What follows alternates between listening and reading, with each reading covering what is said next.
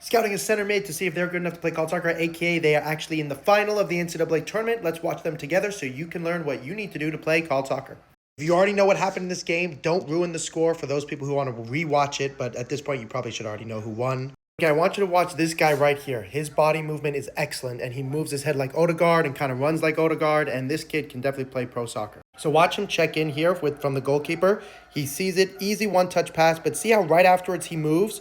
Even though he wasn't going to be available from the goalkeeper, he may be available for the next one. Watch this real quick. Right now, the right back's in a lot of trouble, or this is actually the center back, rather, and this happens all the time.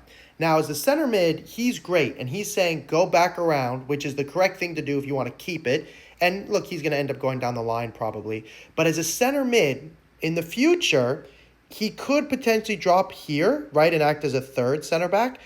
The answer probably is to go back here. And UW's coach, by the way, Mr. Clark, is an incredible human, super awesome, very kind, and his team freaking won the whole thing, which is so cool.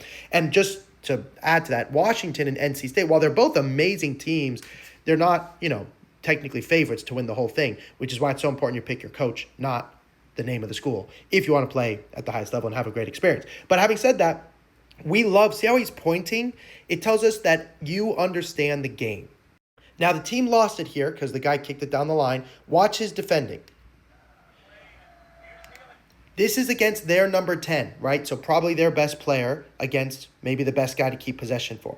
His main job at this point is do not let the ball go into the striker. That is his job. He is always thinking, not always, even the fact of stopping him from shooting. Of course, he wants to stop him from that too. But do not let him go into the striker, and watch, he won't. Backwards is a win for him.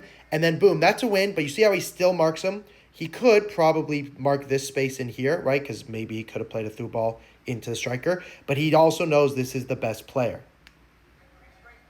This is why it's so important that we get to watch full game footage of you guys. But the coaches are so busy, they're not going to watch the full game as a center mid. They're going to watch a highlight video of you doing the on-the-ball stuff, then watch an every touch video. Then they will request a full game. And you have to do it in that order. Otherwise, you won't get recruited. If you're a center mid and you want to know what you need to do to get recruited, comment the word center mid.